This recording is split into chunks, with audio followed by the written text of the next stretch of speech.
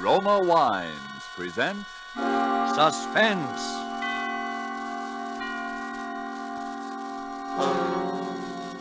Roma Wines, made in California for enjoyment throughout the world. Salud. Your health, senor. Roma Wines toast the world. The wine for your table is Roma Wine, made in California for enjoyment throughout the world. This is the Man in Black, here to introduce this weekly half hour of Suspense. Tonight from Hollywood, we bring you as star Mr. Orson Welles. This will be the first of two consecutive performances by Mr. Welles, in which he will appear as the protagonist of Kurt Siodmak's novel, Donovan's Brain. The producer of Suspense and its sponsors, the Roma Wine Company of Fresno, California, feel that this story is so unusual that it merits more than our usual time. So in somewhat of a departure from established radio formulas, we will bring you the story of Donovan's Brain in two parts. Part one you will hear tonight, and part two next Monday night at this same time. Before we take you to the scene of our drama, let's take a little journey of a different kind. We'll let a bottle of Roma wine serve as Aladdin's lamp. I touch the label, and presto, we are all transported to that capital of gaiety, Havana, Cuba. And now we find ourselves in the charming Pan American Club. At a table nearby, an American has just voiced his delight at the uncommon beauty of the scene. And then his Cuban companion responds, "Well, you in America also have much that is uncommon to boast of, such as this marvelous tasting wine we are enjoying this minute. To enjoy uncommon fine quality, Cuba imports this wine from your own distant California. It is your superb Roma wine. Now just realize what it means when other countries import Roma wines from such great distances. Such international esteem must mean that Roma wines are truly magnificent in quality. And then consider this. You here in America need pay no high import duty, no expensive shipping charges. For these fine Roma wines come from Roma's own wineries in the heart of the rich California wine grape districts. Because so many Americans do realize this good fortune, Roma wines are America's largest selling wines. So why deny yourself this taste delight? Try an inexpensive bottle of tangy, appetizing Roma sherry, or the hearty Roma burgundy, or any of the marvelously enjoyable Roma wines. But remember, these days your favorite dealer may be temporarily out of the type we prefer. Then please try again. Ask for R-O-M-A, Roma wines, made in California for enjoyment throughout the world. And now with part one of Donovan's Brain, and with the performance of Orson Welles as Dr. Patrick Corey, we again hope to keep you in suspense.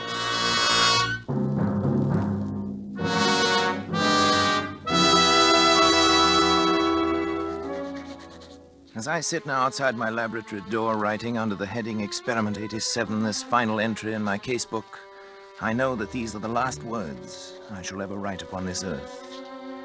I neither ask nor expect forgiveness now or hereafter. But for those who seek some explanation, I refer them simply to this casebook. Let them read it carefully from its first entry on that ill-starred day of July the 13th.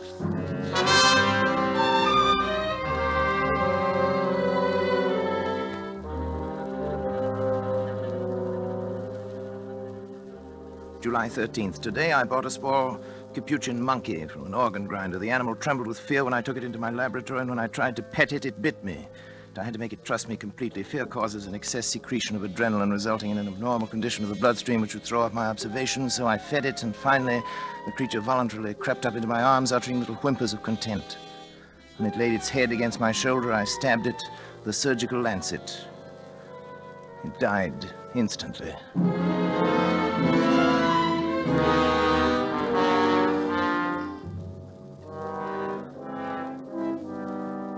Well, David, what do you think of it? Well, it's pretty amazing, all right. See what I've done, don't you? I think so. You think so? Good Lord, don't you know? Well, after all that, I'm only a second-year medical I know, student. but what of it? I was a second-year student. Who is it? It's me, Janice. Come in, darling. Patrick, Dr. Schrott is here to see you. Oh, come on in, Doctor. You know our son David, of course. Yes, of course. How are you, my boy? Fine, thanks, Doctor. Well, Patrick, hard at it as usual, I see. Patrick, you didn't eat the lunch I sent in to you. What is it this time, Patrick? A brain. What? A monkey's brain. Oh, What about the brain, Patrick? I've been trying to see how long I can keep the tissue alive. Oh, is that it in that jar? There's considerably more to it than just a jar, though. Want to see how it works? is it still alive? In a way, yes. It's a fairly simple device, actually, Doctor. Variation on Corell's mechanical heart. The brain lies in a bath of blood serum. These rubber arteries are fixed to the vertebral and internal carotid arteries of the brain. The blood substance is forced through the cycle of Willis to feed the tissue. Over here, I've installed a small rotary pump that forces the blood circulation, you see? But how do you know it's alive? It's very easy to determine. The brain, when functioning, gives off infinitesimal electrical impulses. They can be measured. As a matter of fact, I've hooked the encephalograph up to a small amplifying system. The brain impulses can actually be heard. Here, I'll turn it on. You see?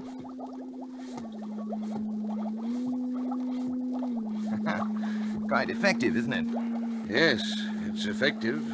And it's wrong, Patrick. Terribly wrong. I've tried to tell him, Dr. Schratt. In heaven's name, what's wrong with it? Oh, Patrick, you and your mechanistic philosophy, trying to reduce life to a mere matter of chemicals and test tubes. The origin of life is from a higher domain than that, Patrick. And you're profaning. Nonsense. You can't stop the progress of science. Every discovery of whatever kind is a step forward.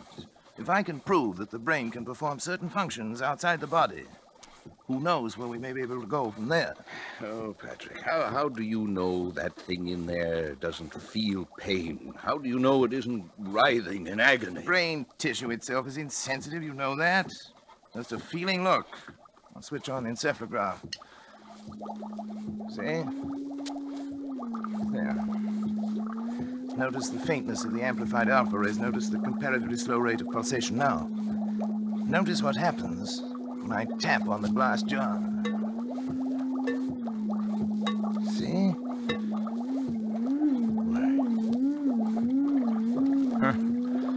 It feels. It thinks. I wouldn't go so far as to say that, but it certainly shows marked reaction to an external stimulus. I wouldn't have believed it possible. The trouble with you, Schrott, is that you don't really believe in science. Have it your own way, Patrick. That's when you can manufacture love and sympathy and kindness in a test tube. I'll be back. You leaving, old boy? Yes. Patrick. Do me a favor, Patrick. Shut off the pump and let that poor thing in there die. Let it die? Oh. If it were within my power to grant, that little brain would live forever.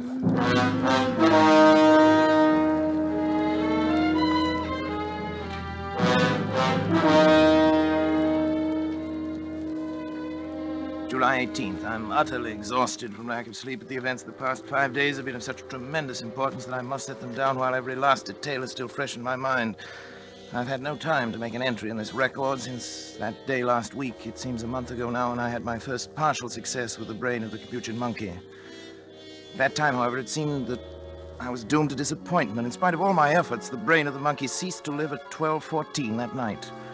Tired and disheartened, I lay down to sleep on the cot in my laboratory, but at that very moment, fate was contriving an occurrence which now seems destined to have the most profound effect not only upon my own existence, but perhaps upon that of all mankind.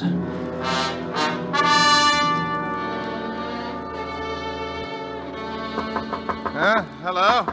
Hello, what is it? Dad! Oh, David, come in, come in. What's the matter? It's Dr. Schratt. There's been an accident or something. He's Oh? pretty upset. All right, I'll come. Oh, Patrick. Patrick, Sean. thank heavens, my boy. What's the matter, old boy? There's been a plane crash on the mountain. Only one of them was left alive, and I've brought him this far, but he needs an immediate operation. Sorry, that's your job. You're county physician. Patrick, it's multiple fractures of both legs. The arteries are severed, and the legs will have to be amputated. You're not in any shape to do the job. Well, That's not my fault. Take him to the Phoenix Hospital. I'm not going to take responsibility. I'm it's sorry. too I far. really can't We'd help never it. get there in time. Patrick, please, it may mean a man's life, and Your job as county physician. No, I'm not thinking of that, but it's an important man. William H. Donovan. Donovan? The Wall Street Donovan? Yes. You've got to help me, Patrick. Donovan. What are his chances? About even, if we hurry. Well, bring him in. Oh, thank you, Patrick. Thank you. You'd better get some things on, David. You may have to help. Yes, and we'll use the laboratory table. Before you go, put the instruments in the sterilizer. And don't forget the Geely saw. Right. Oh, but... But what? I thought the Geely saw was only used for... For brain surgery. Not always. Hurry. They'll bring him in now from the car. Okay, Dad. In here. That's right. Easy, does. Around the table, please. Yes, Doctor. Easy. You better get yourself a gown and gloves, Doctor, right over there. You won't have time to scrub. Yes, thanks, Doctor. Too bad, isn't he? Pulse rapid. Heart very faint. I wasn't sure whether you'd David, make it to here. Yes, half Dad. cc of adrenaline, David, 1 to 1,000 intravenous. Right. You men can go now. Is there anything else we No, can do? thank you. Patrick, don't you I'd think... rather we were alone if you don't mind, gentlemen. Yes. Good night, then, Dr. Schratt. Doctor. Good night. Good night. Now, David, if you remove the blanket from his legs, that's it. All right. You see? Fortunately, a forest ranger got to him right after the crash and had sense enough to put a tourniquet on each leg. Even so, yeah. Sure. We'll get it. Sure. What's he saying? Something like, sure. He said it over and over. I hadn't realized he was deformed. It doesn't show as much in his pictures. Patrick, don't you think we ought to begin? No, there's no use amputating those legs. No use. He'll be dead anyway by morning. Well, won't it? Suppose you're right, Patrick. You know I'm right. But still, we ought to try. We can't refuse to operate just We are because... going to operate. Syringe, please, David, the large one. Here you are, Dad. Spinal anesthetic. Will you give it, Dr. Schratt? Right. Scalpel, please, David. Scalpel and the Geely saw. Geely saw? Patrick. Well... No, Patrick, I won't let you. After your performance tonight? Well, I had... But, Patrick, he's still alive. Precisely. My mistake with the monkey was that he was dead. I don't intend to make that mistake again. Come on, David, Patrick, the scalpel. Patrick, are you out of your mind? You're taking a man's life. I'm giving him life. Donovan would die anyway. But for a while at least, Donovan's brain will live.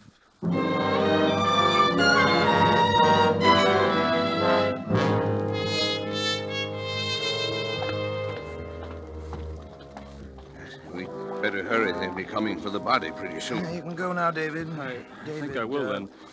You understand, of course. Yes, I understand. Not a word to your mother or to anyone. I understand. Did you put something in the skull cavity Oh, so yeah. the eyes won't fall? I filled it with cotton, bandaged the whole cranium. It looked like any head injury. I hope nobody gets any ideas about an autopsy. You're the coroner. You can stop that. Look, Schratz. This is a chance that comes once in a lifetime.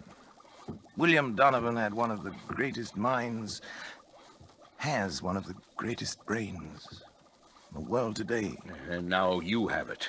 It's Turn on the madness, Patrick. encephalograph.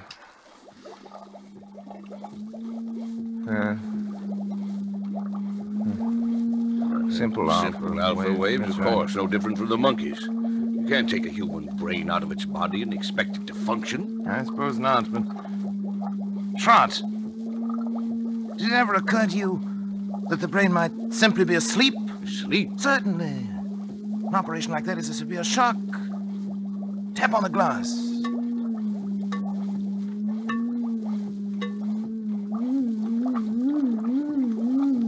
Good Lord, Patrick. Delta waves. It was asleep. You woke it up. It's actually conscious. You see, the three of us. Three of us conducting this experiment now. You, and me, and William Horace Donovan.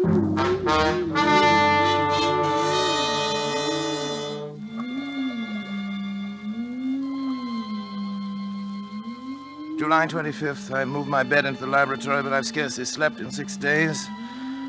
There's no longer any doubt that the brain responds like a sensitive seismograph to vibrations near it, including the sound of my voice.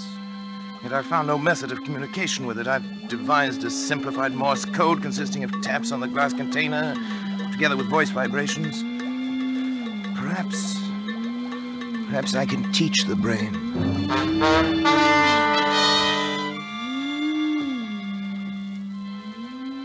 July 30th, Schrott has come to stay with me, half out of a feeling that he shares with me a common guilt, half out of scientific curiosity.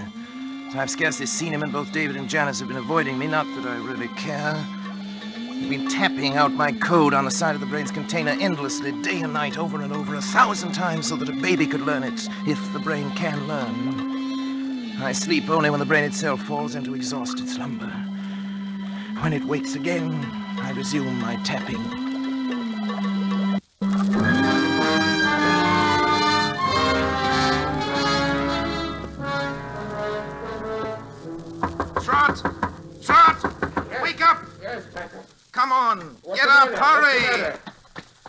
Come on, I want to show Something you the something. matter? Yes, old boy, I want to show you something. Patrick, you look like a ghost. Where are we going? Back to the laboratory. I can't believe it myself. I may have been dreaming delirious. What's happened? Come on. You hear that? Delta waves. Seems disturbed. You've got to check my observations for me. If my reasoning is wrong, tell me. I can't be sure of anything anymore. Yes. Now listen carefully. You'll know that I've been trying to communicate with the brain in code now. If I were able to cause a distinctive pattern of the brain's delta waves by a specific command in code, if the brain responded with the same pattern of sound each time I issued the command, it would prove that I'd succeeded in communicating with the brain, wouldn't it? Yes, Patrick, I think it would. Now, listen.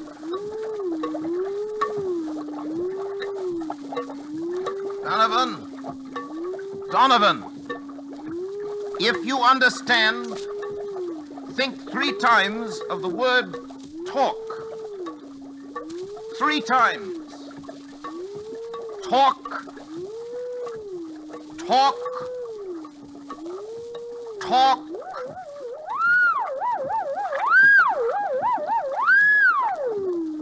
It answered. It spoke. Then I'm right. It's true. This thing has learned to talk. To talk.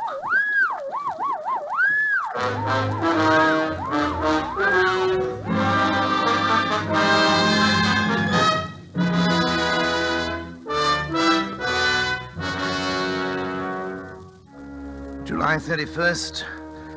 Schrott is romanticizing, of course. The delta pattern is so infinitely complex that it'd be utterly impossible ever to break it down into specific words, yet that it understands me, that it's trying to communicate with me, is certain. Schrott suggests mental telepathy, that I try to make my mind a blank, as the mediums call it, while at the same time increasing the energy content of the plasma that feeds the brain in the hope of stepping up the brain's electrical potential as one would step up the power of a radio station. Naturally, telepathy is nonsense, but the feeding theory intrigues me. I shall try it.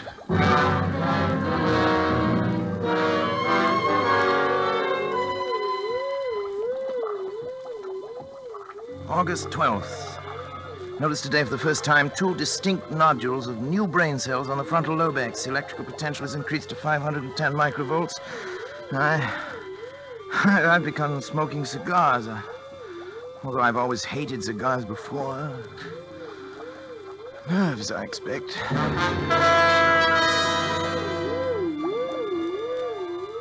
August 22nd, nodules still growing, electrical potential 1450, but no observable results. Lately felt a compelling urge to know more of Donovan's life and have collected every available scrap of information about him. A strange man he was. Strange, ruthless, actually evil in many ways, but nonetheless an extraordinarily brilliant mind.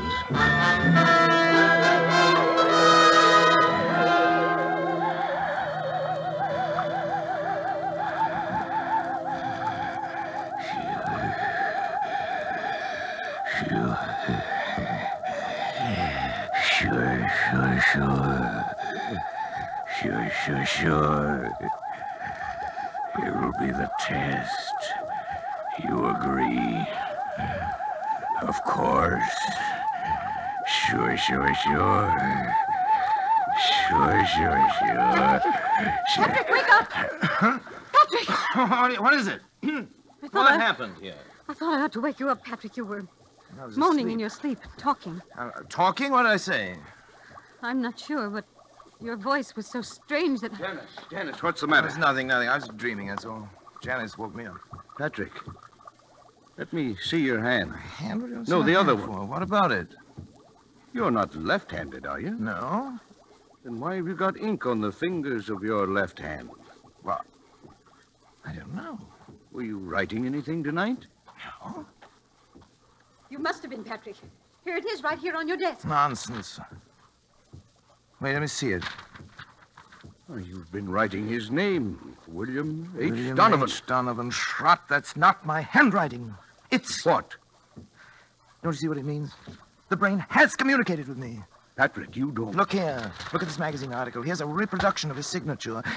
And he was left-handed, too. It says so here. Why, it is. It is exactly the What same. a fool I've been. Look at this picture, smoking a cigar. With his left hand. I wondered why it suddenly started smoking cigars. The same brand, too. Janice, try to remember what you heard me saying just before you woke me up.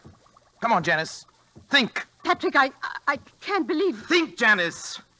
All I heard was something like, sure. Sure. Of course. Don't you remember, Schrott? He said it that night. It was the only thing we ever heard him say. It was an expression of his. It tells about that in one of the articles, too. Yes, there it is. It right wasn't your voice, there. It wasn't Patrick. my voice. You see, the brain has grown. And it's strong enough to influence not only the higher functions, the frontal lobe, but the speech centers, the motor centers of another brain. Patrick, if this is true, then your experiment has been successful. It's ended. Ended? Oh, it's only begun. Patrick! Don't you see what this means? Patrick, listen to me. Oh, what, Janice? What? You've got to stop.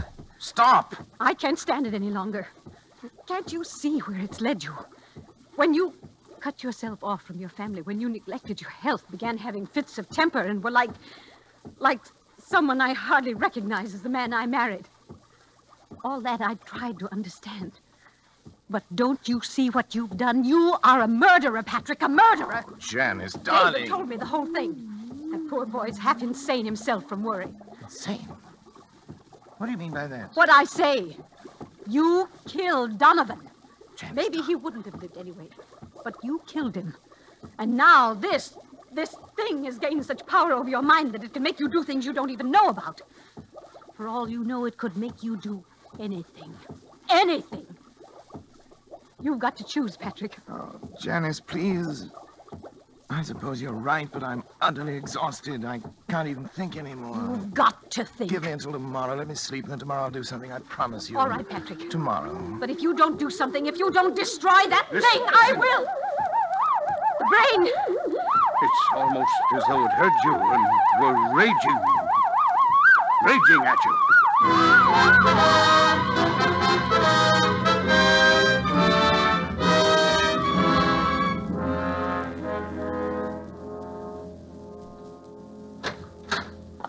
This way, please, Dr. Come Corey. on, darling. But, Patrick, why are we going in here?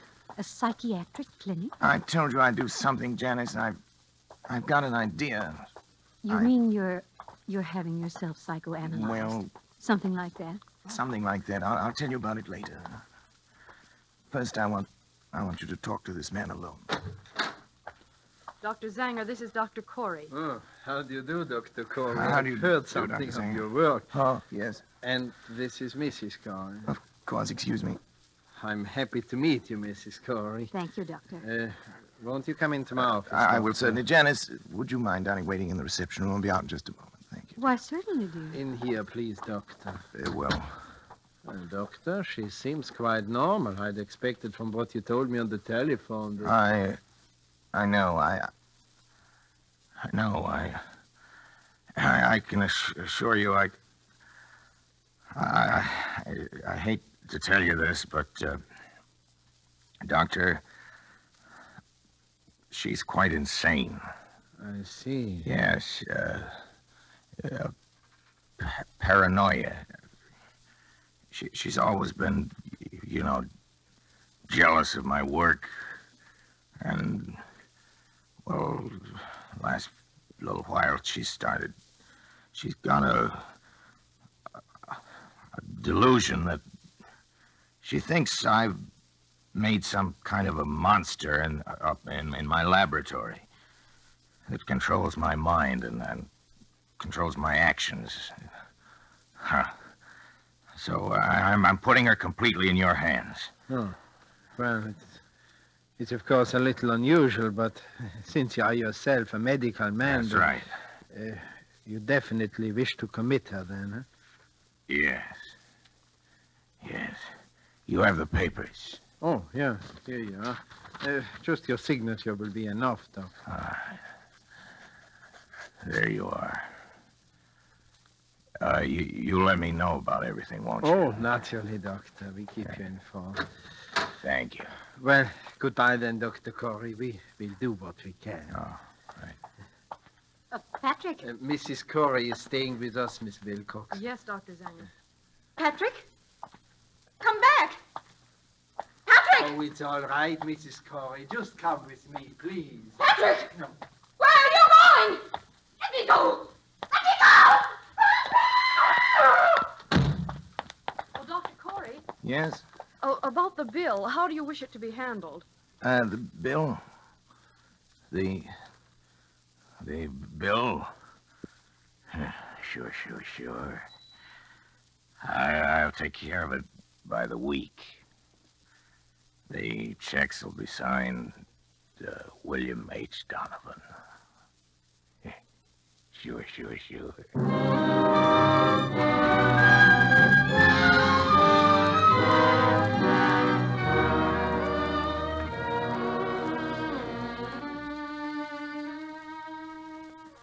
August 20th. It's nearly 3 weeks now since Janice went away. I can't understand how she could have left me just when I needed her most. When I try to question Schrott or David about it, they only look at me strangely and change the subject. Clearly, they too now are in on the conspiracy. Sometimes it seems the only person I can trust is Donovan. The brain communicates with me more freely now each day. I know it has some great plan in mind for me, for both of us. I'm waiting, patiently waiting.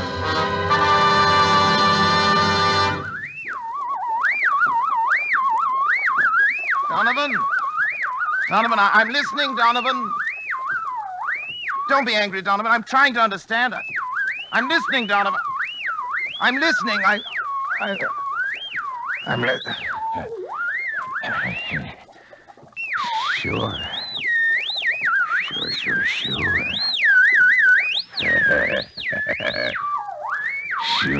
Sure.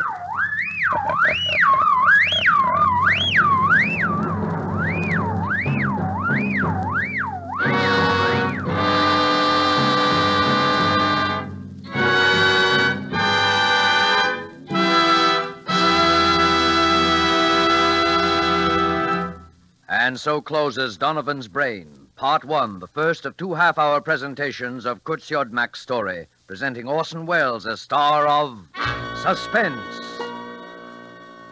Suspense is produced and directed by William Spear. We sincerely hope you enjoyed the performance of Orson Welles and that of the whole cast tonight in our Roma Suspense play, and that you'll make a note to be sure not to miss the completion of this story next week. The Roma Wine Company would like to express its thanks for the many letters of appreciation from listeners which we are constantly receiving saying how much you enjoy these broadcasts. And here's a thought. To discover the enjoyment these suspense programs offer, you first had to sample one. And so you must first sample one of the many delicious Roma wines to discover for yourself their wonderful taste and quality, the excellence that makes Roma America's largest selling wines. You'll discover, as have other millions before you, that Roma wines are super quality, are super tasting, and are super easy on your pocketbook, too, costing only pennies a glass. Be sure you get R-O-M-A, Roma wines, made in California for enjoyment throughout the world. The greatest and most profitable investment you can make in your country's future is to buy war bonds. Don't forget, then, next Monday, you will hear Part 2 of Donovan's Brain, starring Orson Welles, in the completion of this remarkable tale of suspense. Presented by Roma Wines, R-O-M-A, made in California for enjoyment throughout the world.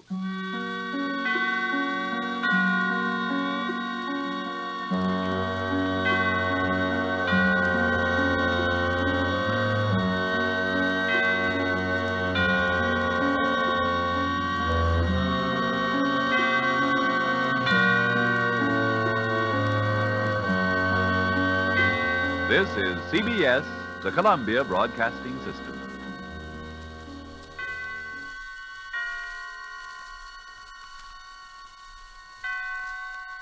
Roma Wines present Suspense.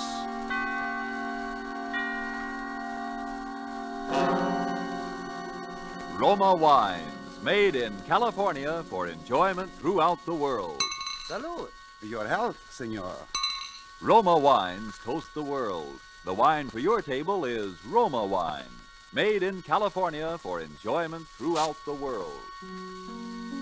This is the Man in Black, here to introduce this weekly half hour of Suspense.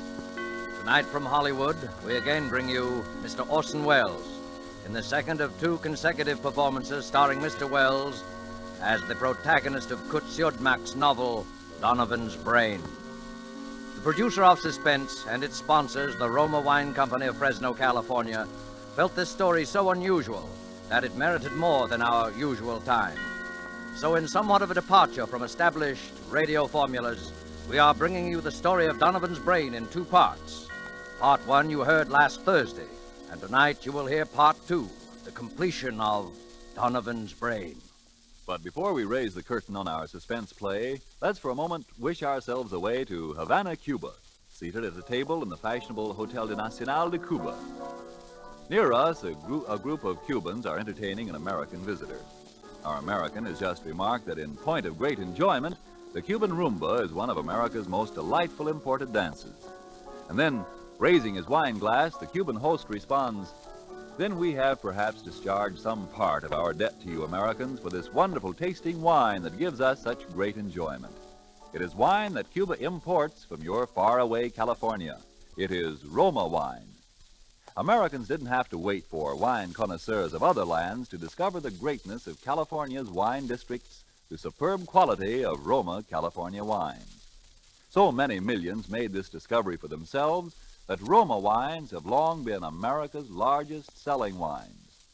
But these millions discovered something more. In Roma wines, they discovered an easy, inexpensive way to increase the delights of daily living. Yes, millions have discovered that Roma wines, as a beverage on the table, and when used in entertaining, add a charm of a special and wholesome kind. I told you Roma wines cost little.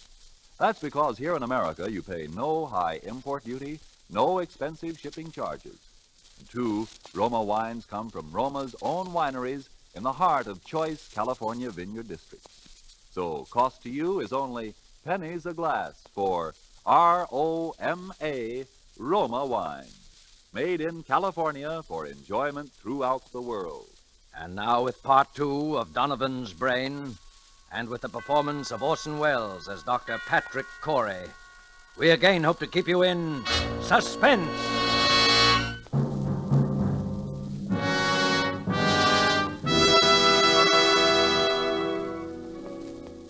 As I sit now outside my laboratory door writing, under the heading Experiment 87, this final entry in my casebook, I know that these are the last words I shall ever write upon this earth.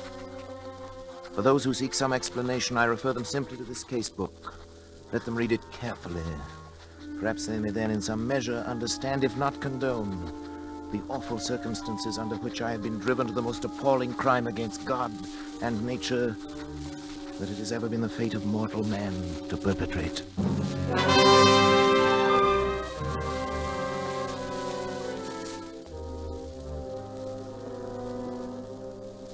August 24th. It's now 6 weeks, exactly 42 days, since I began the experiment.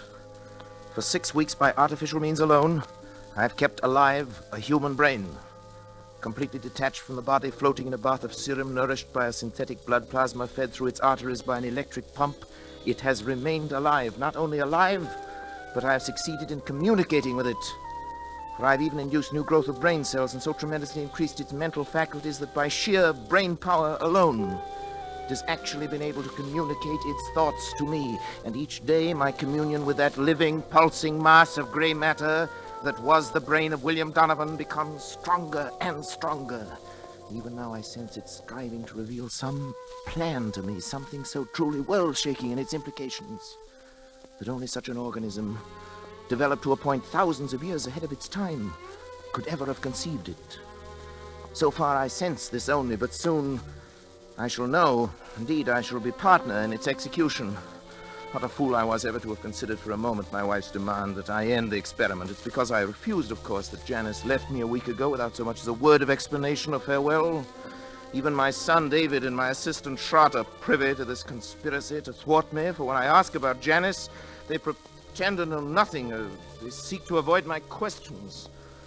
But the brain will live. Yes, I can hear it now. Its delta waves quite audible over the amplifying system I've arranged for it. Almost as though it were calling to me, trying to speak to me. The brain will live.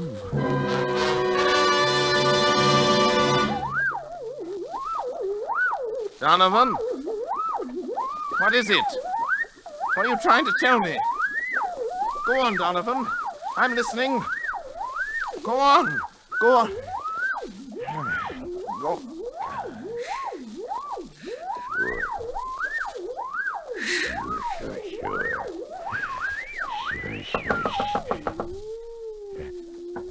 Who is it? It's me, Patrick and David. What do you want? I want to talk to you, Dad. I've no time to talk. I'm busy. I'm Open the sorry. door, Go Patrick. away, I tell you. I'm busy. Please, Dad. Can't you two leave me alone? All right. What is it? What is it? Patrick, won't you come into the study with us for a few minutes? What have you got to say? You can say right here. You know I can't leave the laboratory. Dad, it's only that, well, we wanted to talk to you in private. Well, don't tell me that you're afraid of this poor mass of brain cells here. It's not that, Dad, but Well, never mind, David. At least turn that thing off then, will you, Patrick? What difference would it make? It could still hear, couldn't it? Well, what is it then? Well, it's about Mother. So, she put you up to this, did she? I thought the truth would come out sometime. Dad, listen. She's tried to stop this experiment from the beginning. She thought she could blackmail me into quitting by leaving me, and she still does. And now she's using you as a go-between. Now, it's Patrick, true, isn't it? listen I've a minute, heard won't enough. you? We haven't heard a word from Janice. We don't even know where she is. That's what we've come to talk to you about. Oh, have you? Well, how could I know where she is? Well, because you were the last person seen with her, Dad. I was.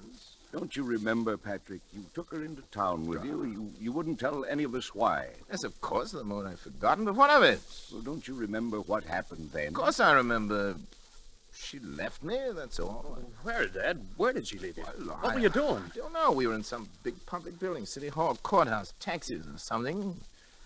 Next thing I knew, she'd simply disappeared. Is that all? Didn't Yes. she say anything? Didn't she at least tell you why she was going? I remember what she said. It's been a week or more. I've hardly slept. You know, I've been working night and day. Yes, that's just it, What do you Patrick. mean by that? Patrick, you say this. The brain communicates with you, tells you yes. things about his past life, suggests thoughts. Yes, Well, if yes. the brain can make you think of things, mightn't it also be able to make you forget things? You're out of your mind. Dad, are you sure? Are you sure you don't know what's happened to Mother? No, I tell you, no, I But don't Patrick, know. don't you see what you might have done? What? In heaven's name, stop now while there's still time. Get out of here. While there's still time to help Janice, if there is. While there's still time to help yourself. Shut off the current. Let Get the brain out. die. Kill it, Patrick. Kill it. Get out, both of you. Get out. Get out.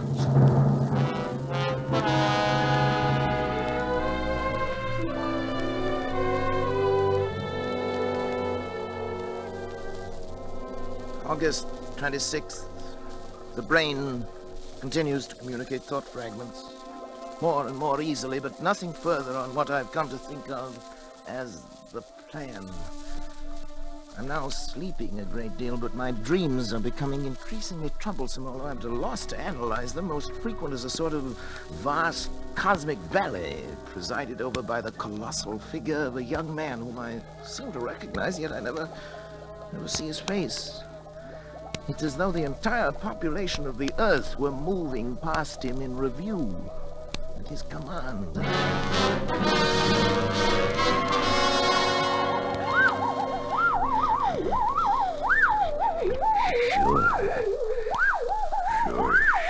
Sure. Now. Do it now. Now. Sure, now. Help me, someone!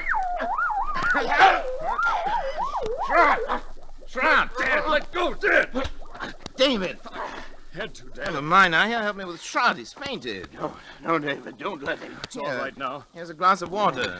What's the matter? You're trembling all over. I You looking at me can't. that way for? You look frightened half to death. Dad, you... What happened here anyway? I came and found you on the floor with your hands around your own throat. It hadn't been for me. Why's your luggage all packed? I was going to leave Leave in the middle of the night? Why? because The fuse box has been opened. It was you, Shroud. You were going to shut off the current. You were going to kill the brain. Patrick, you tried to strangle me. What? It's true, Dad. That's why I had to slap you. That's absurd. I came in here and found Shroud with his hands around his own throat. He was strangling himself. Dad, please think a minute. Nobody can strangle himself. Look at these marks on my throat. Do you think I could have done that? Well, it's not possible, and yet... It's true, Patrick, that I tried to shut off the current. I was afraid for you. But as I opened the fuse box, I heard the delta waves in the laboratory suddenly become stronger and louder than they'd ever been before. And then... Then I? Yes. Then the brain knew? You even spoke in Donovan's voice, Donovan's Patrick. voice, his That voice. recurring phrase of his, sure, sure, sure, in his very tones, his very accent. Sure. You've created a monster, Patrick. It has the power to make me commit murder. The brain must die. Pull the switch in the fuse box, Patrick. It will only be a matter of seconds, Yes. and then... Yes, But You've got to, Patrick. Shroud, David, help me. I can't move. Come to me. Pull the switch, hurry. Shroud, David, go on. You too? It's paralyzed, Dispatch. The brain won't let itself be killed. Then it has the power to live on. And on. To command us as long as we live. To make us do anything it wants. To kill. Murder. Dad, what are we gonna do? Listen. The brain. It's laughing. Laughing.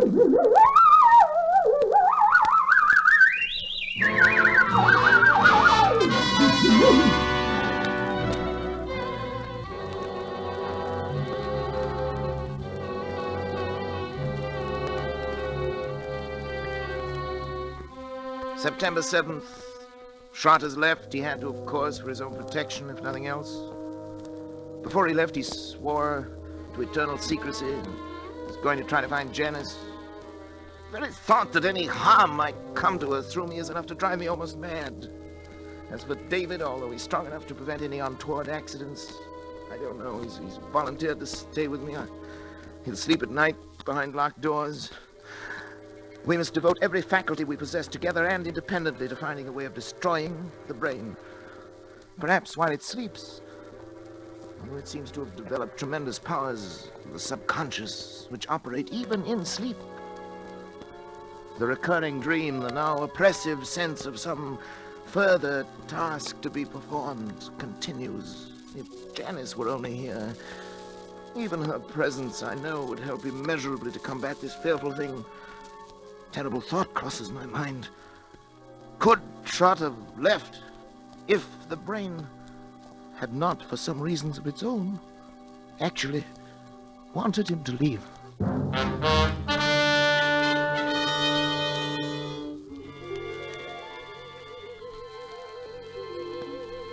September 10th. My thoughts are less and less my own.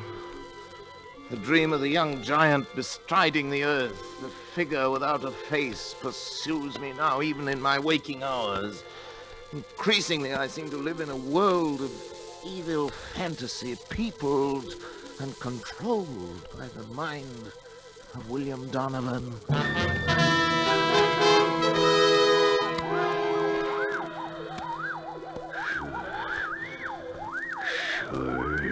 Sure. It's not much time, but time enough. Time enough. Sure. Time enough. Sure. Hello? Who is it? Patrick? Oh, Janice. Janice, my darling. Janice. Hello, Patrick. Sweetheart. How are you, Patrick? Oh, I'm well enough. But Janice, where have you been? Janice, why did you leave me that day? Why didn't you at least tell me? Where did you go, darling? I was with friends. Well, did Trot tell you anything? No, nothing special. Well, Janice, I know I haven't been a very good husband these last months. I haven't been very kind or very considerate or even civilized. I haven't been myself, Janice. I know, Patrick. My poor darling. If you'd only known how I missed you after you left, how I needed you. I need your help, Janice. I know, Patrick. Terribly. I came back to help you. But what? where's David? Well, he's asleep in the next room. That is, lately he's tried to make it a point to sleep only when I didn't. Tried to keep an eye on things. Patrick, I'm going to help you. Oh, darling. All I can. Any way I can. But first, I want to take David away. David, why? Because I don't think it's good for him to be here. No? I don't think that you... Patrick, I don't want to torment you. It's only that perhaps we can find a way if we know all the facts. What, Janice? Don't you know, really, where I was? No, how could I? Don't you remember where you took me? Where? I took you? You took me to a psychiatric clinic. You had me committed to a madhouse. No, it's Janice. No, not you. Donovan. Donovan. It was because I tried to make you stop the experiment. Yes. Kill the brain. As you left me there, you even spoke in Donovan's voice. Sure, you said. Sure. I thought they were the last words I would ever hear you speak. Oh, Janice, forgive me. Forgive me, baby. I couldn't persuade anyone. I was sane. Oh, sweet. After what you told them. Everything I said only made them think I was mad. I'm not mad. Am I, Patrick? I'm not mad. Am I?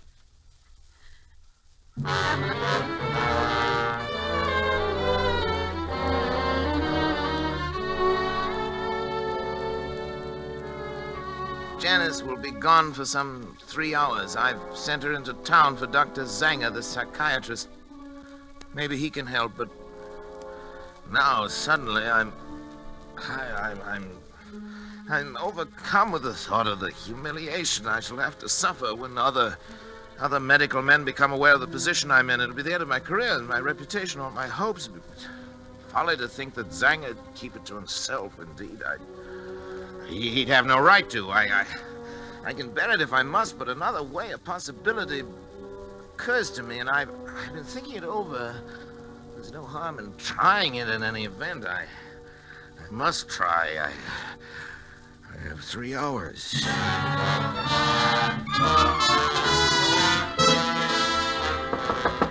David! Yes, Dad?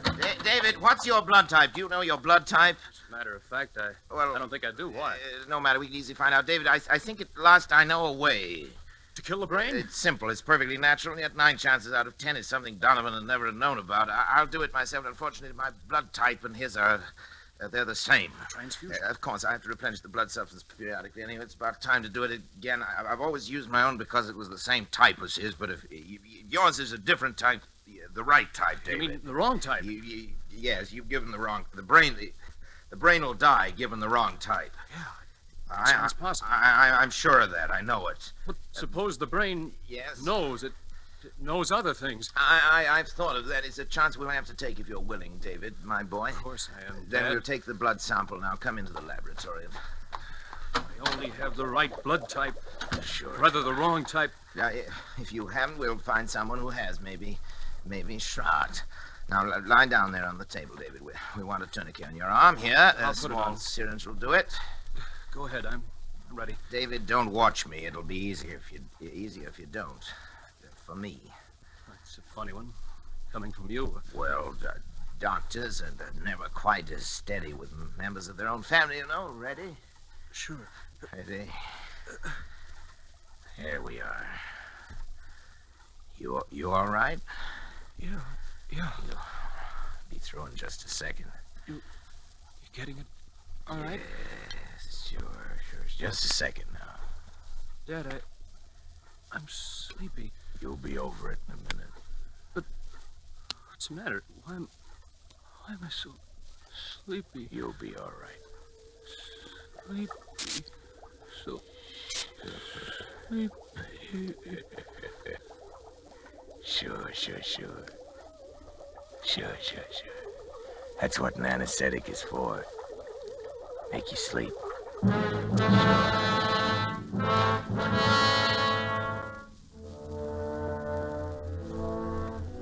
I was somewhat surprised to find the instruments sterilized, already laid out, but I worked more rapidly and skillfully than ever before in my life, I think. I made an incision just below the hairline, laying back the scalp as far as the base of the skull. I trepanned the cranium at 2-centimeter intervals, working back and downwards to the upper edge of the occipital bone. With the Geely saw, I cut through the connecting bone structure and removed the entire top of the cranium, placing it in saline solution to preserve it. I made a semicircular incision in the dura mater, laying it to one side, exposing the brain.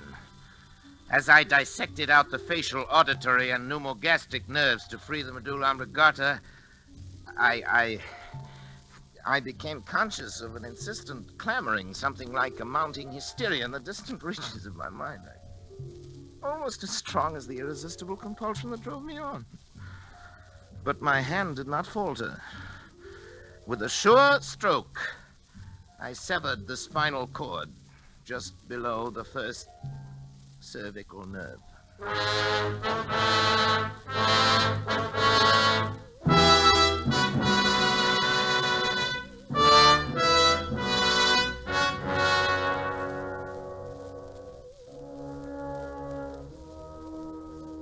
As I make this last entry with that awful guilt upon my soul, even now I cannot fully comprehend how it has been possible for any man, by mortal or immortal means, to be driven to such a crime. Even the divinity himself did not demand of Abraham that final sacrifice of expiation, when he, with his only begotten son, ascended the Mount of Olives.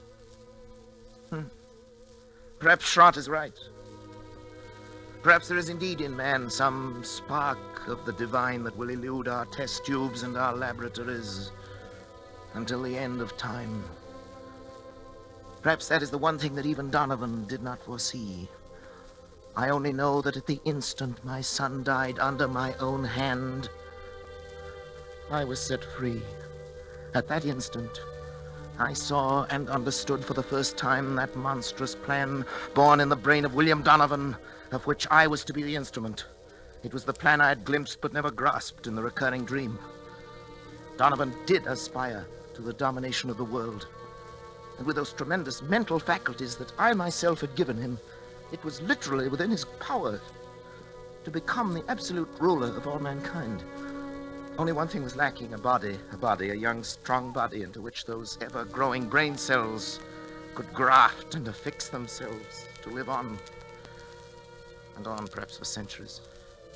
He chose the body of my son, and now, my son, at last too late. I am free to destroy this foul thing of my creation. I know it as surely as I know that my own life must be forfeit. And the brain also knows. I can hear the disturbed, erratic oscillations of the delta waves coming through the laboratory door. But there's no room left in me now for fear. I shall take the 6 steps from the desk where I'm writing this across to the laboratory door. How often I've taken them in happier times. I shall open the door, close it behind me for the last time, and write finis to the mortal life of Patrick Arthur Corey and the brain of William Horace Donovan. May others learn from the record I leave here the lessons I have learned so bitterly and profit by them. And for the things that I have done, may God have mercy on my soul.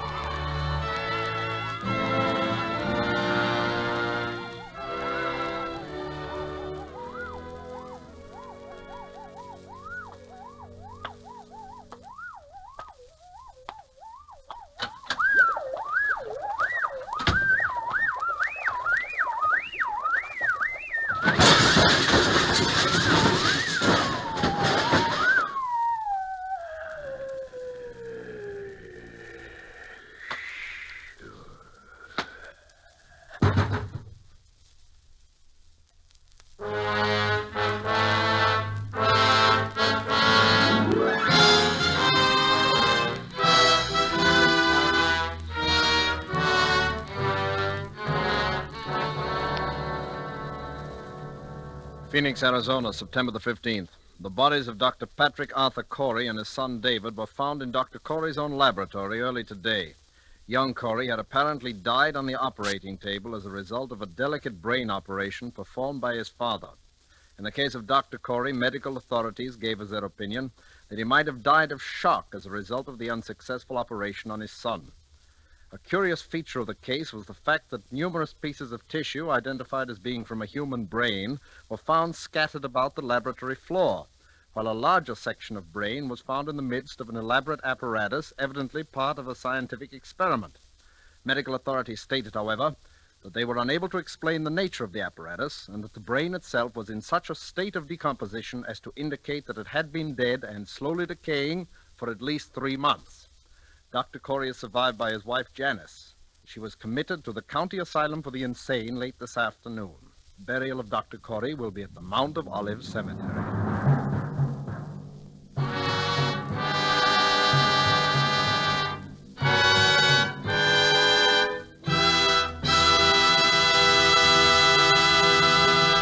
And so closes Donovan's Brain, Part 2, the completion of 2 half-hour presentations of Kutz Yodmak's story, presenting Orson Welles as star of Suspense. Suspense is produced and directed by William Spear.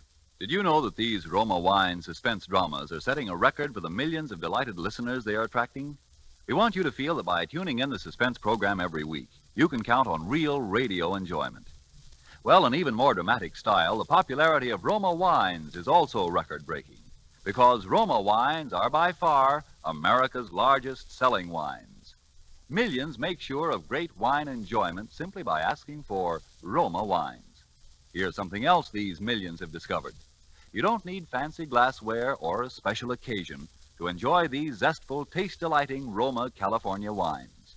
Roma wines possess lip-smacking flavor and zest because they come from Roma Wine's own wineries, right in the heart of the magnificent California wine grape districts. And you can enjoy them as a daily delight, because the cost is only pennies a glass. Ask for R-O-M-A, Roma Wines, made in California for enjoyment throughout the world. This is Orson Welles. Next week, Mr. William Spear tells me, and he'd like me to pass the information on to you, that Suspense will bring 2 exceptionally fine artists, Miss Ida Lupino and Mr. Vincent Price, in a play by one of radio's outstanding authors, Lucille Fletcher. I want to hear that, and I know you will, too. Money invested in war bonds now helps ensure a healthy, prosperous post-war America, the kind of America we will want for our children as well as ourselves. Don't forget, then, next Thursday you will hear Ida Lupino and Vincent Price in Suspense. Presented by Roma Wines, R-O-M-A, made in California for enjoyment throughout the world. This is CBS, the Columbia Broadcasting System.